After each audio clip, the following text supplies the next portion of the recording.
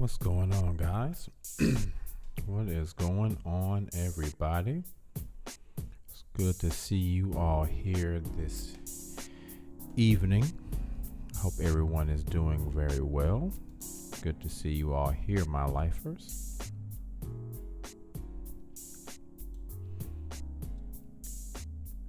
What is going on, guys? Come on in to the chat.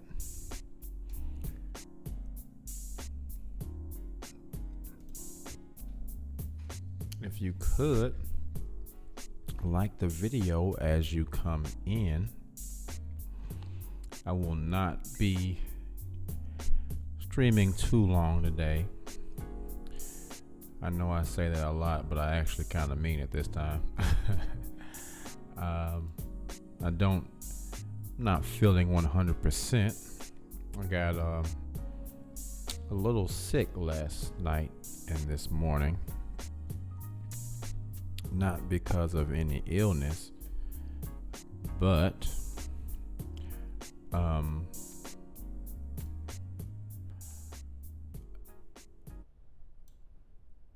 my ass went out and hung out with my dudes last night, and I am not a drinker. I'm not good at it. I don't do it enough. I do it very, very rarely, like maybe once a year. And that's usually for my birthday, because they like to give me something to drink for my birthday because they know I don't drink. Well, I don't know what happened last night, but I had 2 drinks and literally only had 2 drinks. And I don't know what happened. It made me super sick. And I came home and I was throwing up. And so I don't feel 100% today. I'm drinking ginger ale. And just trying to get my life back together. I just don't drink enough, and I really don't enjoy drinking. It's not something I need to do all the time. What's going on? Let me look. I haven't even looked over at the chat here. What's up, King Des? Just coming from a funeral. Hi, that's funny. What's up, name withheld? Sound like Barry Manilow. Barry Manilow? Do you know who Barry Manilow is? I don't think I sound anything like Barry Manilow. Maybe you mean Barry White. Barry Manilow is like a white Jewish dude. Oh, that's funny. MKT says peace and love. Peace and love to you as well, MKT. Self-care boss. What's up, self-care boss?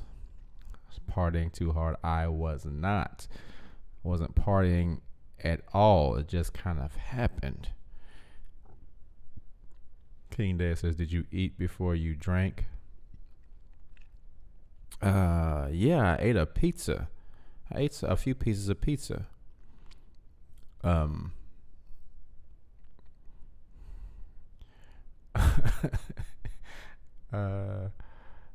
Yeah, I thought you may have gotten those names mixed up.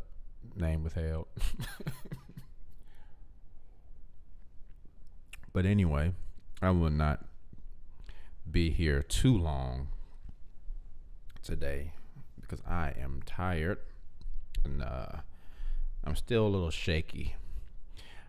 Me and alcohol just don't do well. I just don't do well with drinking. So we're gonna leave the alcohol alone. My dude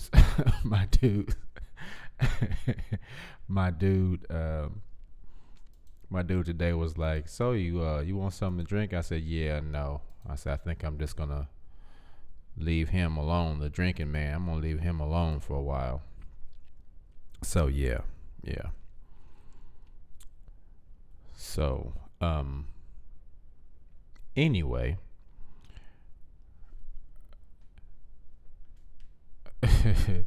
Yes, self-care boss, I do. I have an important day tomorrow.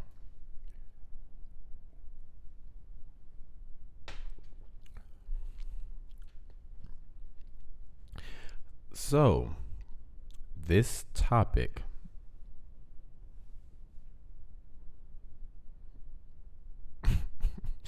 I knew I shouldn't have told you guys that. See, now y'all gonna be messing with me the whole show about that. I shouldn't have said anything. I shouldn't have said anything at all. I'm trying to be honest with my peeps, and y'all gonna crack on me. That's all right. That is all right. What's up, Dominican truckers? Thank you, Dominican truckers. I appreciate that. Y'all like the black on black. MKT says, last time I got drunk, I went off on the lady at McDonald's because she wouldn't make breakfast. I was just like her ass just being lazy and don't want to cook. It is supposed to be 24 hours. Did she throw a blender at you? I think y'all want to stop yelling at me at McDonald's employees. They throw blenders now. They throw blenders now. All right, so thanks to everyone. Everyone has come in and liked the video. I appreciate it so much. So yeah, let's get this thing going. Let's get this party started. Overcoming the Watchtower poverty mindset. I don't even really know where this topic came from, but I do remember that growing up, it was always seemed to be some type of nobility to be poor. And I never really noticed that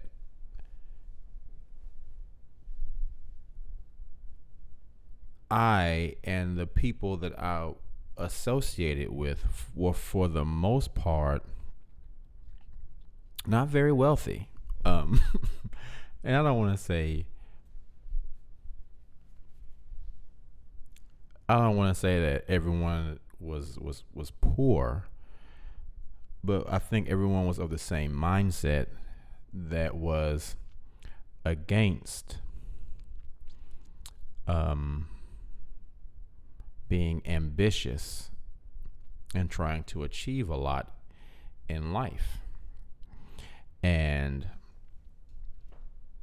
I looked at the definition of ambition,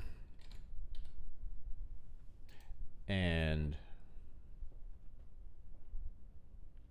there are a couple of definitions, but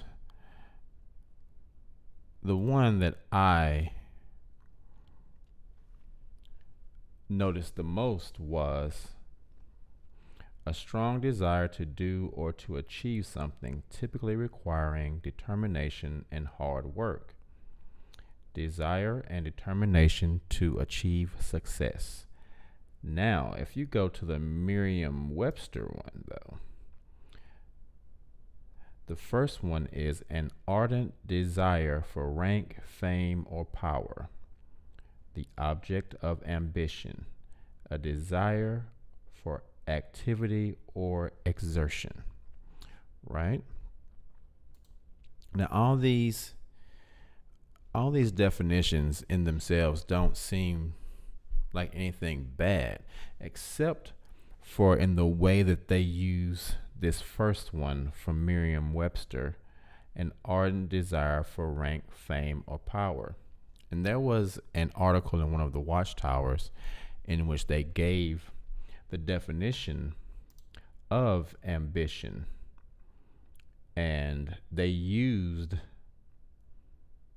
that particular, well, actually, no, it wasn't on the Watchtower. It was on the jw.org website, and they used that particular version of the definition of ambition. to illustrate why they believed ambition was a negative thing for us to have. So, in looking at that, one of the first things I wondered was whether or not this whole ambition, or not necessarily just ambition, but this poverty mindset, is something that goes from the top of the organization down, right?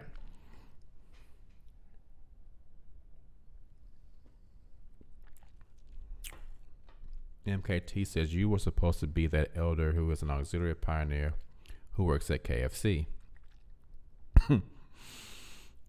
MKT also says your ambitions are supposed to be only in the organization. Be ambitious for Jehovah.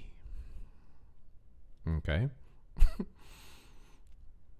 So, one thing I noticed as well, guys, growing up, is that all the friends that I hung out with that were in the organization, which there weren't very many, but all the friends that I hung out with, our houses kind of looked the same. They were just,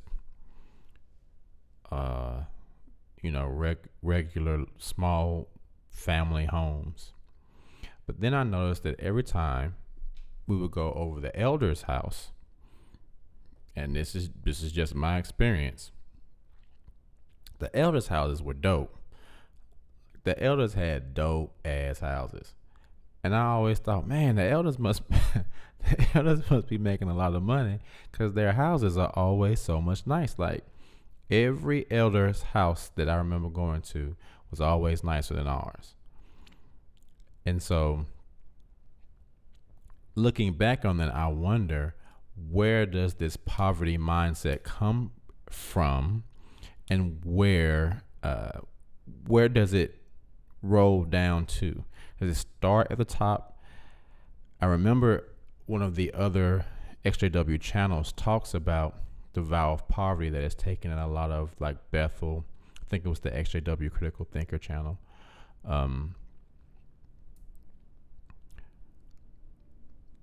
But I do wonder.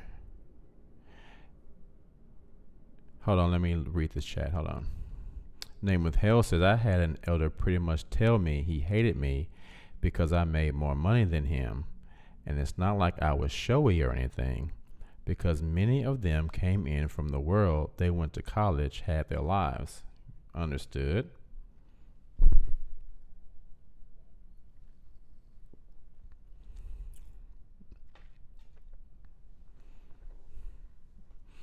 I think born-ins are the ones who struggle more. That's interesting. But see, here's one of my theories as well. I wonder if this mindset of poverty, or vow of poverty, that, thank you, Red Boy, I really appreciate that. I hope that comes back to you 25 times. Thank you so much. I think that it breeds generational poverty. It is a means for the organization to breed generational poverty in its members, while at the same time breeding a way for the organization to have continued funding. And one goes toward the other. I say that because I read an article where someone asked a question. They asked, have Jehovah's Witnesses top leadership made a vow of poverty? Right? And this person asked that question. Here's the person's question. I realize that poverty in this context does not need to refer to living in a clay hut that has no proper floor, running water, or electricity.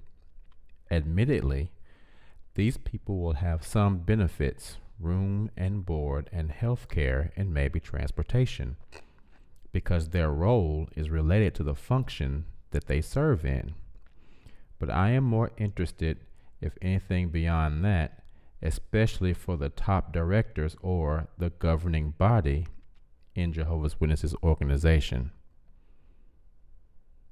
The question I want to ask is, are the top directors and the governing body in Jehovah's Witness organization also bound by this vow of obedience and poverty, or do they get some kind of market-based compensation, e.g. some CEO level compensation for their services?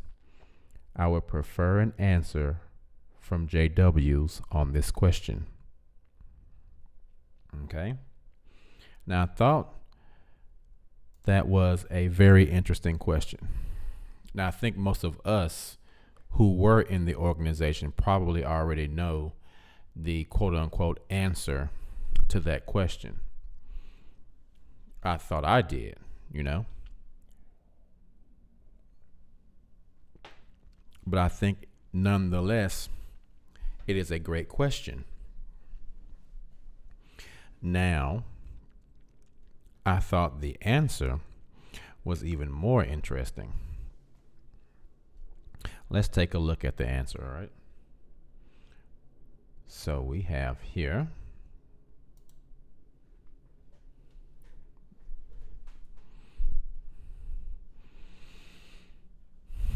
let me find the part.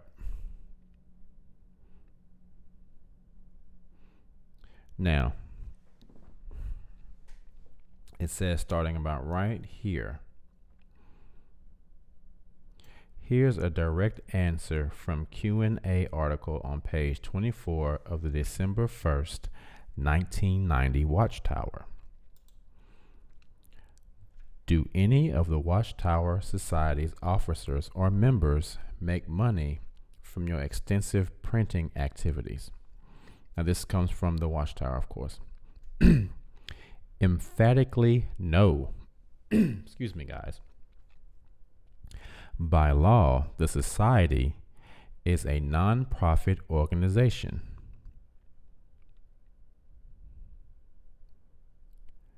There are no stockholders, no dividends, not even salaries. Each minister at headquarters, including the society's president and directors, has taken a legal vow of poverty. He receives food, shelter, and necessary medical care, as well as a small reimbursement of money for out-of-pocket expenses. If a witness travels on society business, his travel expenses are usually covered. In addition, nowhere in the world do our ministers charge for performing weddings, baptisms, or funerals, and there are no admission charges or collections at public lectures or conventions.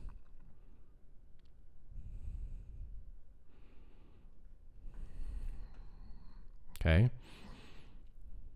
Now they mean there's no collection plate passed around, but there are contribution boxes. Let's not forget that. All right. Let's continue. This is the interesting part, okay? This is from the book Proclaimers of God's Kingdom.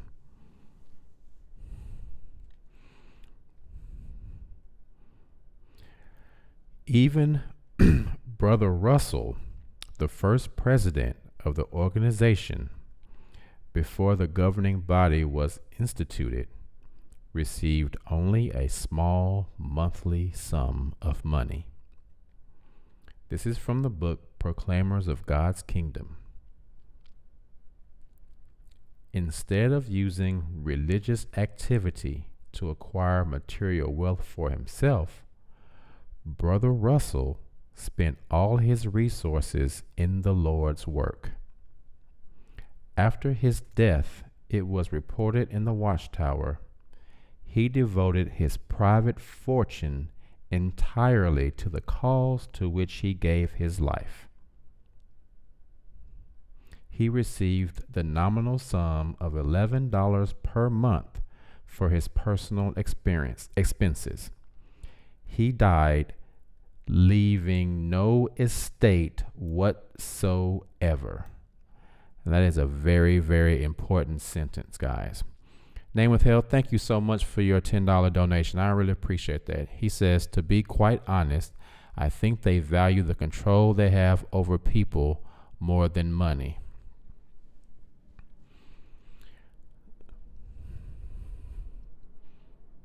But I think they go hand in hand. The control that they have over people is what allows them to get the money. And without the money, the organization would not be in existence. They need that money, right? They're part and parcel to each other. They have to have the control to get the money. One would not exist without the other. With regard to those who would carry on the work of the society, Brother Russell stipulated in his will, as for compensation, I think it wise to maintain the society's course of the past in respect to salaries, that none be paid, that merely reasonable expenses be allowed to those who serve the society or its work in any manner. Those who would serve at the society's Bethel home offices and factories, as well as its traveling representatives, were to be provided merely food, shelter, and a moderate amount for expenses, enough for immediate needs, but no provision for the laying up of money. That same standard applies today. Yeah, right. Okay. Because you're going to have to lay up some money to spend $800 on some McAllen, as the Dominican trucker said. Those who are accepted for special full-time service at the world headquarters of Jehovah's Witnesses all subscribe to a vow of poverty, as have all the members of the governing body and all the other members of the Bethel family there. This does not mean that they live a drab life without any comforts, but it does mean that they share without partiality the modest provisions of food, shelter, and expense reimbursement that are made for all in such service.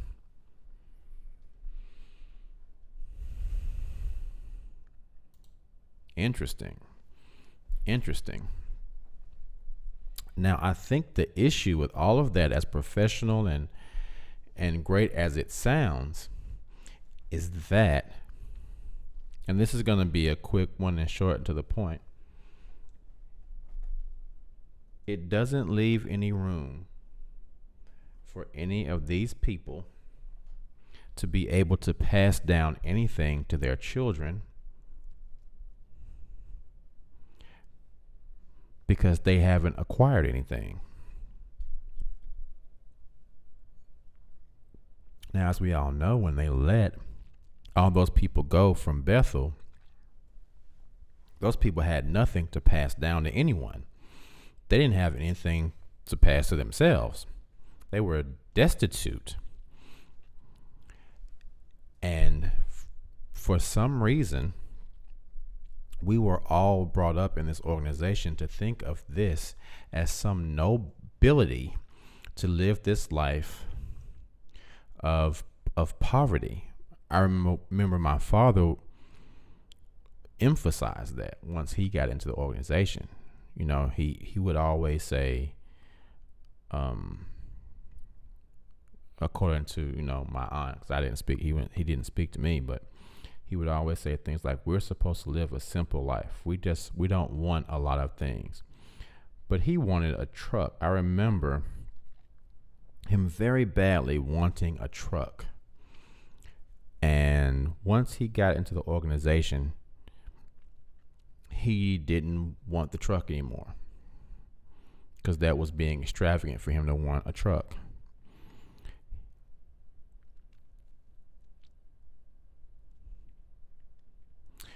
And when my father,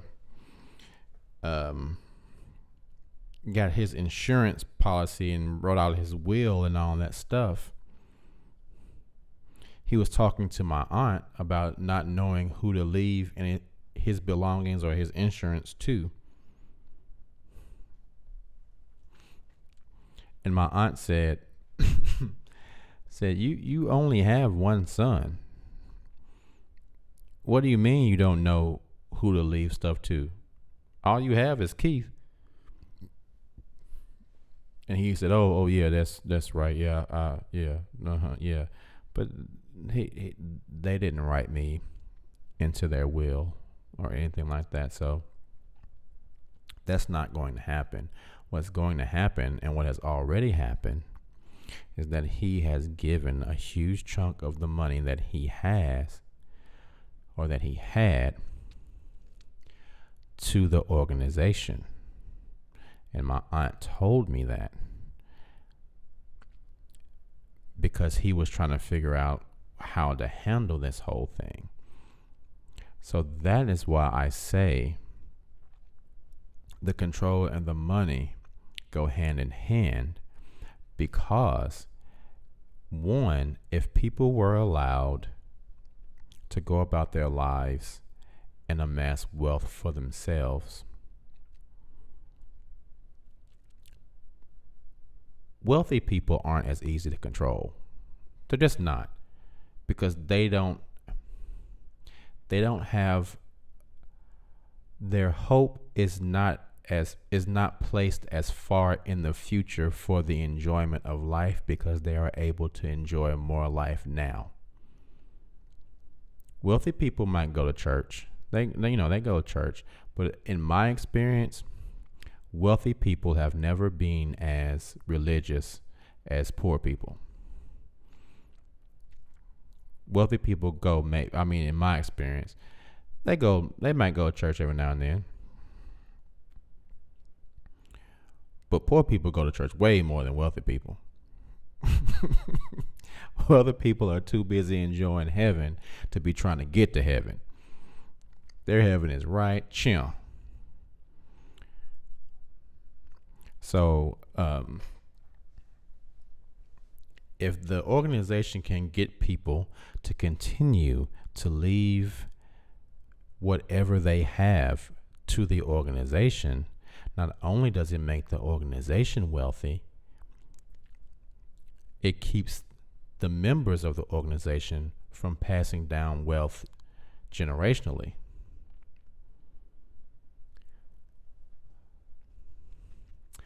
Dominican Trucker says, my dad got plenty and he will probably leave it to the board. That's exactly what my father did. Name with Hell says, yes, I understand they want money to expand, but they do enjoy having control over people's time, energy, and mind. Yeah, I agree with that, Name with Hell. But what I'm saying is that they do one so it will reap the other. It's not just controlling a bunch of people who aren't giving you anything is not going to be productive. No, there's no organization that has had control over people where the people didn't do something to benefit the person that was controlling them.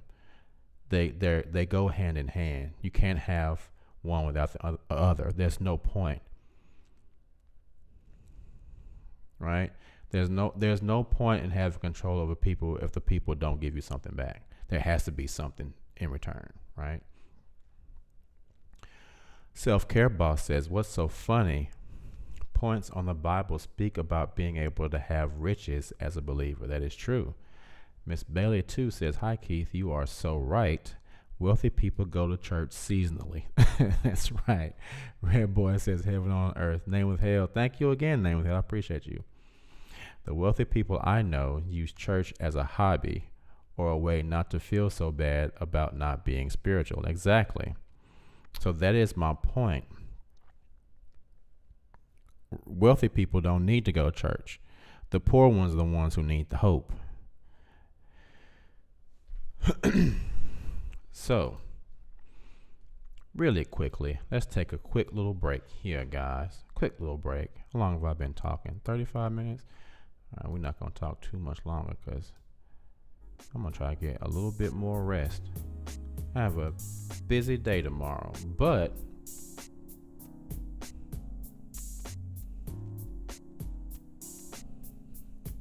if anyone would like to email me, please feel free to email me at kfitsmylife@hotmail.com.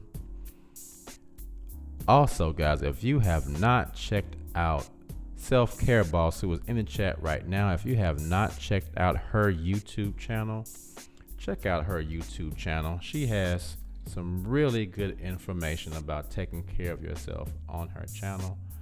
I'm going to put a link to her channel here in the chat.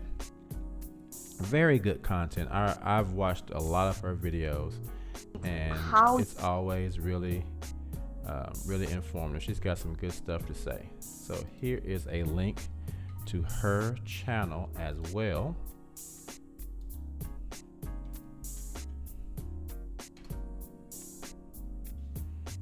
So if you haven't checked out Self-Care Boss's YouTube channel, go to her channel and give her a subscribe, give her a sub for Couture Massage in Murfreesboro, 1439 Northwest Broad Street. Her website is www.couturemassage.com. She also has an ebook, Becoming a Self-Care Boss, 31 Days to Discovery. And she has another ebook as well. I can't remember the name of that one. Self-Care Boss, put the name of your other ebook in the chat so people can see the name of that ebook as well. But the link to her ebook is www.couturemassage.com/shop. I'll put that in the chat as well.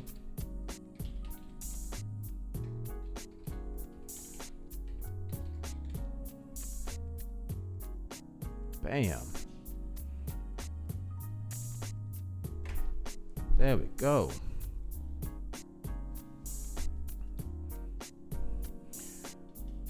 So yes, guys, check her out.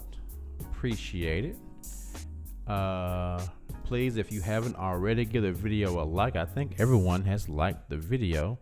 I appreciate that, guys. All right, so let's wrap this little conversation up. Let's wrap this thing up. Anytime, Self-Care Boss. Anytime. So let's look at this chat. Hold on. Miss Bailey says, that's true. We joined the book club and promoted their mind control literature. All right. M. West says, love the title of this live. I remember as a kid trying to understand why Kingdom Halls were always in poor/hood neighborhoods. There we go. Self-Care Boss. Her other ebook is Hi, Bye, I'm Too Shy, An Introvert's Guide to Networking. And she talks about that, I think, in one of the videos on her channel. So check out her channel. Really good stuff. Really good stuff. Especially that hip video. So, but yes, they do seem to have them. Now, I'm not going to lie. I have seen some Kingdom Halls in some pretty well-to-do neighborhoods as well. Hey, Gypsy Lily, how are you? Good to see you in the chat. I've seen some Kingdom Halls in some very well-to-do neighborhoods, and I was surprised to see the Kingdom Halls in that kind of a neighborhood, because I'm used to just seeing them in, poor areas. But every now and then I have seen a Kingdom Hall in a very, very upscale neighborhood. But the thing is that with them preventing people from being able to pass down wealth generationally, again, it keeps people from being able to sustain sustain their generational wealth. King Dare says kingdom halls are just like churches. They sell hope to the poor and rob them. Exactly. So I remember when I was young and I was in the kingdom hall, I knew I've talked about this before.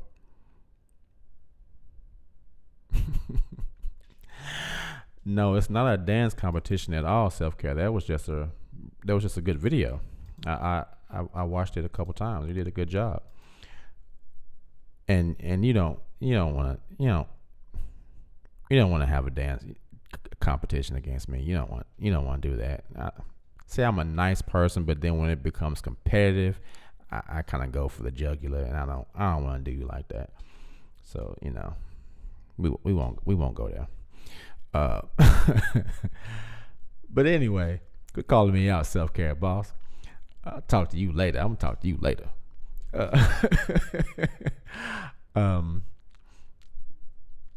But I remember being young, and they would always try to tell me that what I wanted to do, I shouldn't want to do that, because it was going to keep me from doing more for the organization. Now, there was nothing that me pursuing my career would have done to really inhibit me being in the organization if I really wanted to be part of the organization. But deep down, I knew I didn't even want to be part of the organization anyway. If I did, I would have figured it out. But the fact of the matter was, they didn't want me to do the things that I wanted to do, because they knew it would, one, take me away from the organization, and two, that they want everyone in the organization doing everything they can to bring more money into the organization, right? So that had nothing to do with, it's going to take your time away from Jehovah. I know they say things like that, and I know that there are some of them who actually truly believe that they believe that. But more so, it is programmed into them to say that by heart, because that is what the higher ups in the organization want them to think, and that's what they want the lower people to think, and that's what the lower people want everybody to think, right? So once I got to a point where I said, you know what, I'm not going to be in this organization anymore. I'm going to do my own thing. Once I left, that's when I started to actually talk to other people who were not in the organization, people who were wealthy. And when I talked to a wealthy person about religion, and I'll even say this as well, even as someone that will go out and field service, if you ever go and try to witness to a rich person, they're not really trying to hear that.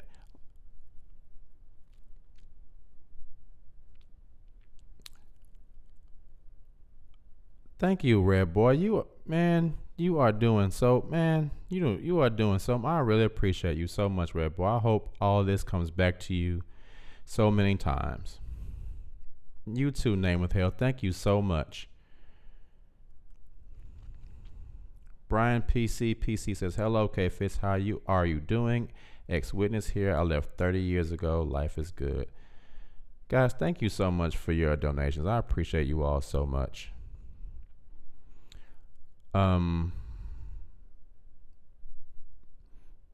You've gotten me so overwhelmed. I forgot what I was saying. Dad, what was I saying?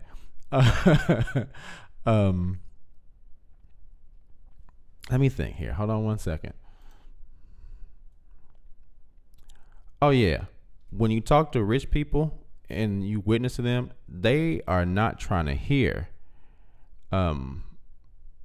They're not trying to hear about religion like that. And the more that I talked to people like that, especially when I started venturing into production and I was around all these rich people. And every now and then we would have a conversation about religion and things like that. They were not trying to hear that.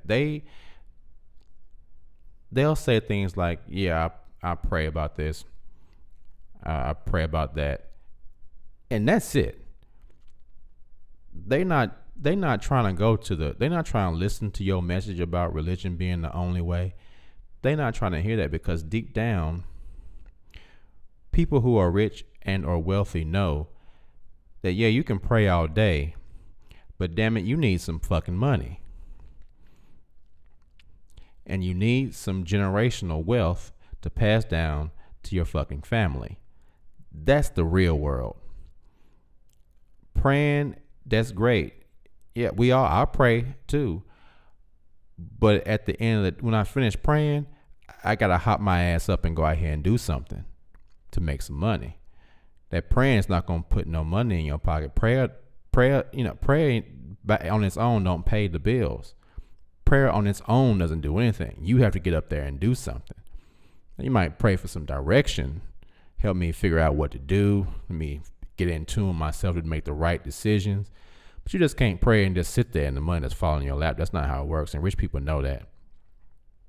So once I started associating with people who had a different mindset, that's when I started to say, okay, there's really nothing wrong with being rich. Being rich, being affluent, being wealthy is not the negative that I was told it was. And I feel like my entire life, they make having money or being well off financially, they make it seem like such a bad thing. And I think again that is done purposefully to keep you under the spell. Once I got out and I got to a point where I actually had a career that was, fairly lucrative, there was nothing that I was going to do in life aside from what I do as a choreographer, where someone would fly me out somewhere and pay me $200, $300, $400 an hour for my time. That I wasn't going to be able to do that, get that kind of money doing anything, aside from what my gift was. And I only was able to command that type of money because I was living in my truth and working with my gift. There was no other way I was going to do something like that had I continued to just say I'm gonna go with what they're telling me to do in the Watchtower. That's not going to happen. That wouldn't have happened. And they know that. I don't know if I've ever seen a rich Jehovah's Witness from the standpoint of the people that I associated with. I don't know if they really exist. Now I know some people who are wealthy that went to the Kingdom Hall, but I don't know how many of them there actually are in that regard.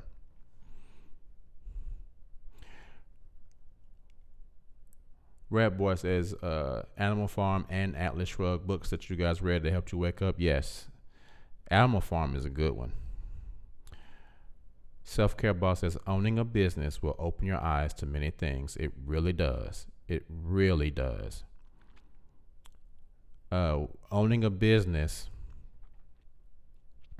is one of the quickest ways to figure out that you are the director of your own world.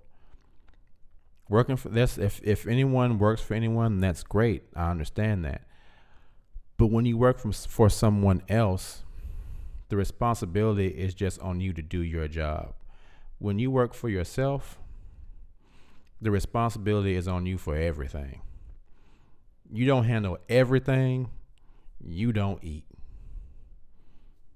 And it's as simple as that. It's owning a business is, man, I've owned 3. And I'm opening another one now. I'm starting another business now. And it's difficult. That's probably why I'm so tired and sick, because I've been putting so much. I took this whole week and did nothing but work on my new business. And I've gotten a lot done, but it's tiring. But at the end of it all, to bring it back to the title of this, hold on one second. Let's read Brian PCPC's comment. He says, rich witnesses, yes, Brother Greenlee, and so many plastic witnesses who merely went there to gain for themselves. But that's another story. The cigarette company, family involved in it too, man. Working for yourself is like living on your own with no parents. Working for yourself is like living on your own with no parents. Well, I mean, living on your own with no parents is just being an adult, but working for yourself is like, I would equate working for yourself more to like being in the ocean with no life preserver. Working for somebody else, you have a little bit of a comfort. You have a little bit of a life preserver. You have a little bit of a fallback. You have a little security. But when you own your own business, you don't have any security aside from the security you set up for yourself. What's up, Nikki T? Thank you. Thank you. So once I stepped into this world and I started talking to other people, yeah, no parents to bail you out. I understand. Understood, name with hell. I understand that. That's when my mind really opened up. And I thought, this is the way it feels like you're supposed to live. You're not supposed to struggle every day to try to figure out how you're going to pay bills. You're not supposed to live like that. Like, I don't think that's the way that we're destined to live, struggling financially to figure out, where your next meal is going to come from, how you're going to pay this bill, stressed out because you don't have any money. I don't think that's the way we are supposed to live. It just kind of happens because we're trained that there's nobility in that. And the organization was really good at teaching us that. Once I left and I started to involve myself in all these other things, I started to say, okay, there's nothing wrong with ambition, firstly. Ambition is not a bad thing, the way they spoke about it in the organization. And I know I've been gone a long time, but it took a long time for me to get to the point where the teachings that they instilled in me were finally able to be pushed out of my body, out of my mind. So working hard on your own thing is not a bad thing, right? Being successful at what you do is not a bad thing, because for a while, I would catch myself feeling bad that I was doing well at the thing I wanted to do my whole life. Because even then, once I started, at the time, I was still married. So I had to deal with, my wife at the time, who really didn't understand my ambition at all. Never really understood why I wanted something aside from the organization and a simple little thing. Like, never really understood why I wanted that so badly, why I was pushing for that, why I was really working so hard. And it was literally the first time in my life that I had ever worked that hard towards something, because up until that point, I was doing all the little menial things that most Jehovah's Witnesses would say, that's good, you're doing that, that's good. But once I found what I really wanted to do, I was pushing so hard to get that done, working so many hours, and it was paying off so much. it was paying off so much, dude. It was paying off so much, but it was unappreciated. The monies and the security that I was able to generate from me really pursuing my dream in life, it went largely unappreciated because it wasn't what she thought that I should be doing with my time, because she was following the instruction from the governing body and the Watchtower. So my experience with this mindset is not just something that I'm just talking about off the top of my head. It was my real life experience, being someone who didn't want to be a Jehovah's Witness, living with a baptized Jehovah's Witness who was completely indoctrinated by the thinking of the Jehovah's Witnesses. And it was,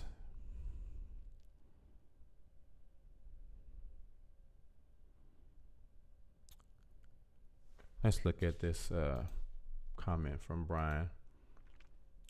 Money, all the stars in it. Wealth, how about the Toni Morris story? While witnesses starved and in slavery, the elders did not really care about us. They are no nuts, man. They sicken me. Of course they are. I spoke about that in one of my other shows, about how they could really help a lot of people who were impoverished but chose not to. And I broke down a whole way that they could literally help these people not have to walk all the way to these conventions. And I know if I can think of it, this organization can, but they choose not to. Name with Hell says, yeah, JWs always push to keep people busy, or always push to keep busy so they are distracted from the ridiculousness of wasting so much time. And see, that was my issue. I was finally doing something that made me happy.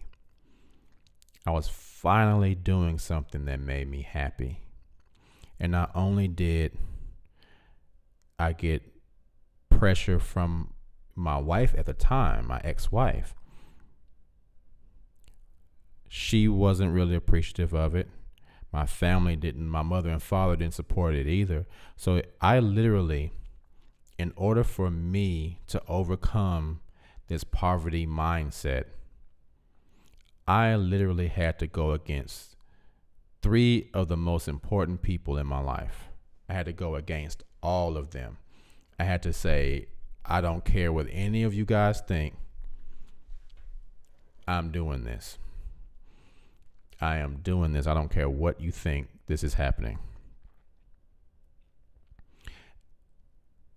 And the more successful I got at it, it was almost as if I got more and more hate for it. I got more and more resentment from my ex-wife. My parents, to this day, never supported anything I ever did. They never saw anything I ever did. They've never seen any performance I've been in, none of the music videos I've been in, nothing, because they didn't care, because I wasn't doing what they wanted me to do, right? So that goes along with that whole thing of the organization being able to tell you, you should live a simple life and not worry about achieving anything, because money and power and fame are vanity, and you're chasing after the world. And that's really not the case. You know, it's literally think about the fact that if people were not ambitious, this is the hustle that I think they put out. If people were not ambitious and were not working hard to advance things and to have the power to be able to do things, JW.org wouldn't even exist. JW.org exists because the richest man in the world, Bill Gates, has helped with all these streaming services and all these PCs and all this all this stuff exists. And even if they use Macs, okay, Tim Cook and Apple, the richest company in the world, all this stuff that they are doing is only possible because rich and powerful people have set these things into motion. Now they reap the benefits of the work that these rich and powerful people have done. These rich and powerful people invent new ways of communicating with the world. The Watchtower piggybacks off that, but then tells you, don't you try to come and be a rich and powerful person. These are the same people that have a remote control lake. A remote control lake. Like, I can't think of any reason at all that God would be like, you know what? I was going to support y'all, but I told you I wanted that remote control lake and you didn't build it. Where my remote control lake at? Where the like Jesus is gonna pop down to Warwick and be like, excuse me, where the where the remote control for this lake at? This lake ain't got no remote control. Oh man, it's the wrong religion. Y'all need, I mean, come on, guys. But these are the same people that are telling us to live simple lives.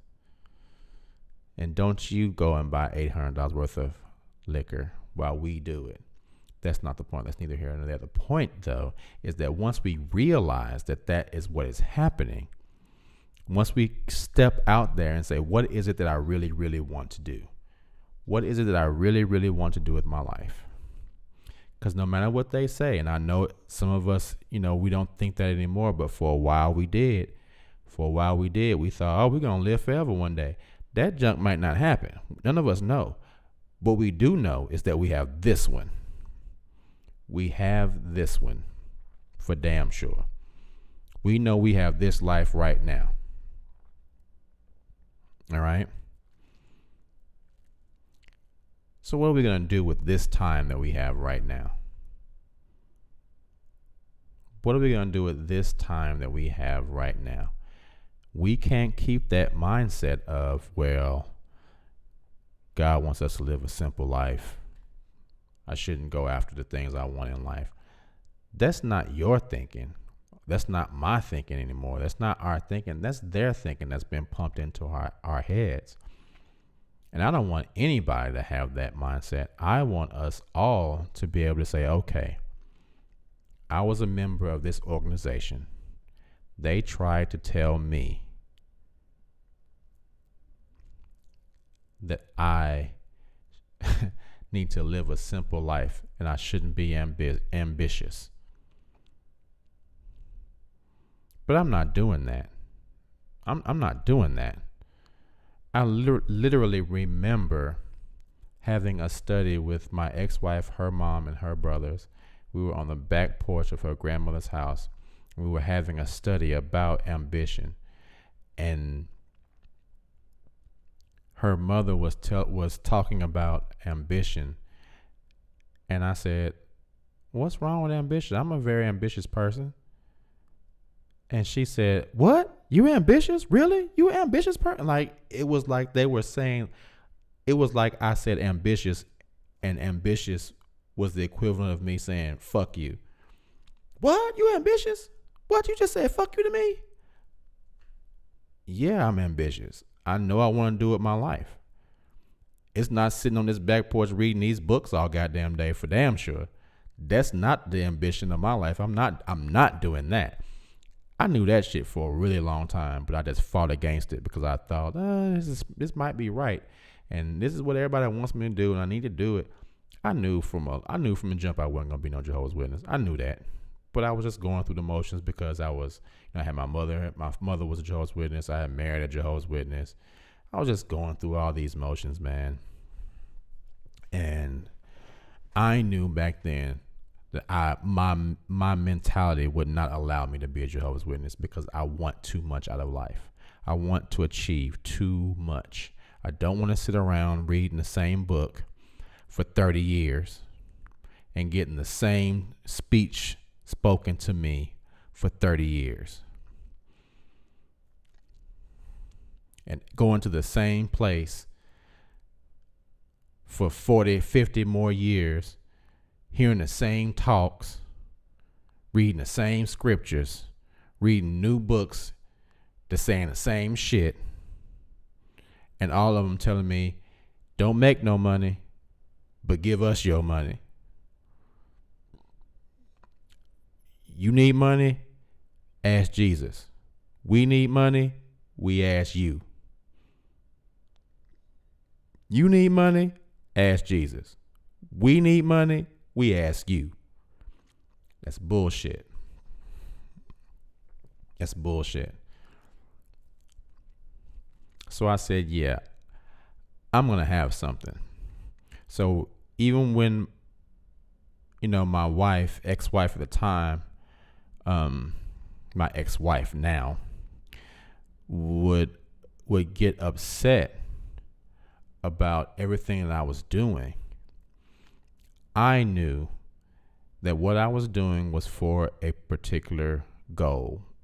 And the only way I was going to reach that goal was if I kept pushing onward, regardless of how she felt, regardless of how she felt about it, regardless of how my parents felt about it, regardless of how all the people that I grew up with felt about it.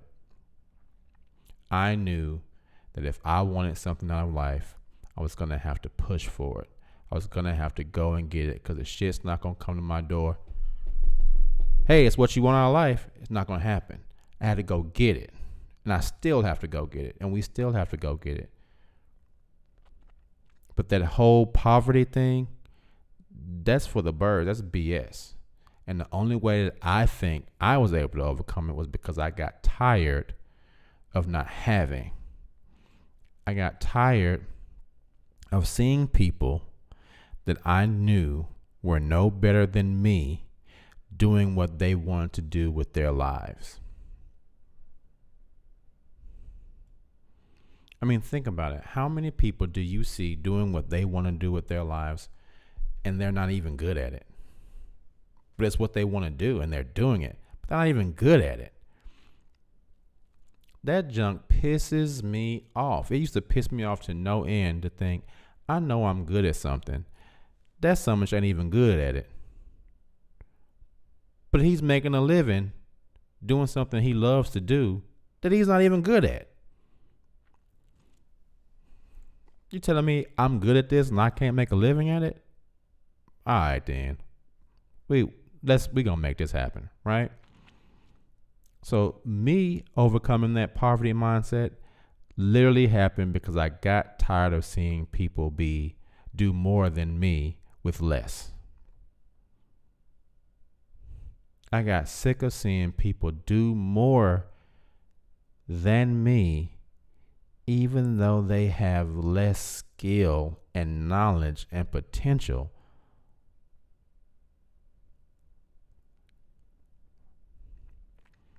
When Tanya asked me, what would you do with your life?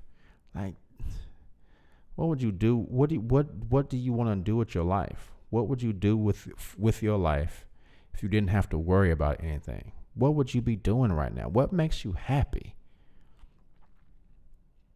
I would wager that 90% of people in the world don't do what makes them happy every day. I would wager that 90% of the people in the world do what they have to do to get by, not what makes them happy. And why would you waste something as precious as life that you only get one time? You only get one that we know of. Why would you waste it doing something that you don't want to do every day?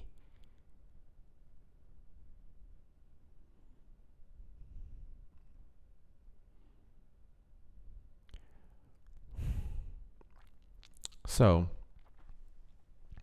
that was basically how I overcame the poverty mindset. I just jumped in. I just jumped into the world. I jumped out of that mindset and jumped into the world. And I said, what do you want to do? That's what we gonna do. I don't care who it pisses off, because it pissed off everybody. I don't care. I don't care.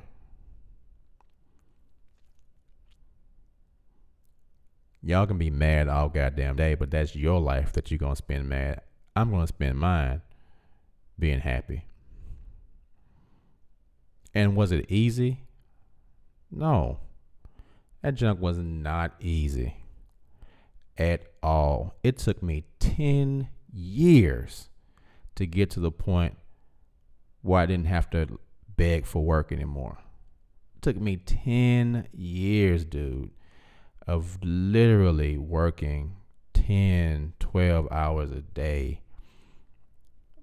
So many injuries, always injured, always hurt, always tired. My body was always banged up.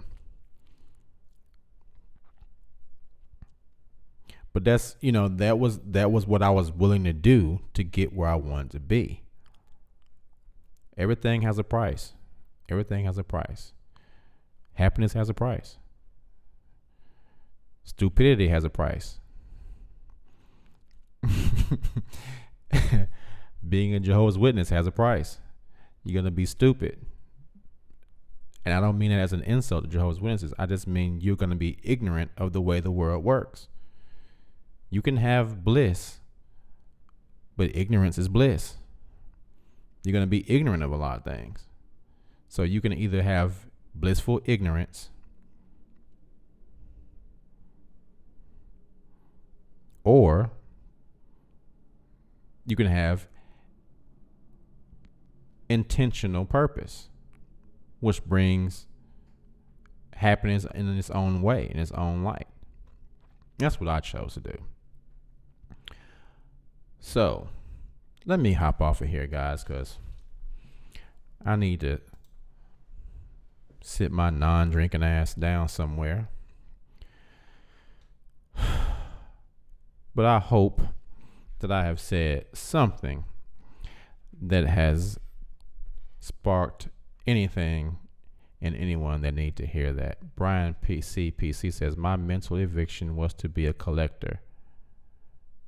I collect all sorts of things, computers, Star Wars stuff, tools for work, until I realized the need for clarity on it all. All right. Self-Care Boss says, well, I went to massage school and pursued my music. Yes, Self-Care Boss.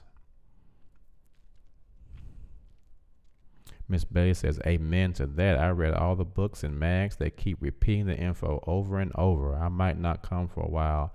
Every time I come back, talking about baby Jesus, then condemning education. King Dan says, they tell us to live in poverty while they live in luxury, just like the churches they love to talk negatively about. Exactly.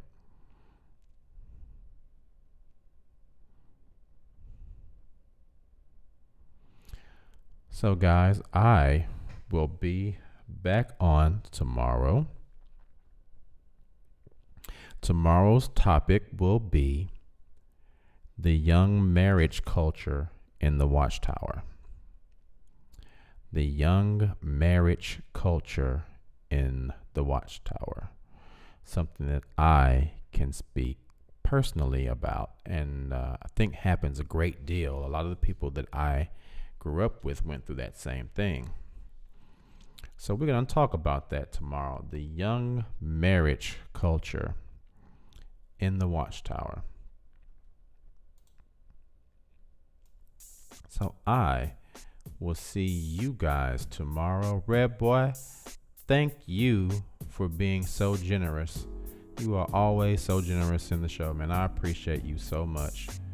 So much. Again, guys, if you want to,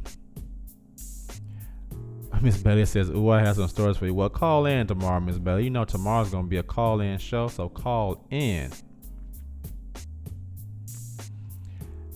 Brian says, chin up, man. You're great. First time watching. Thank you so much for coming in, Brian. I appreciate you, man. If anyone wants to email me, you can email me at kfitsmylife@hotmail.com. Don't forget, guys, go to Self-Care Boss's YouTube channel.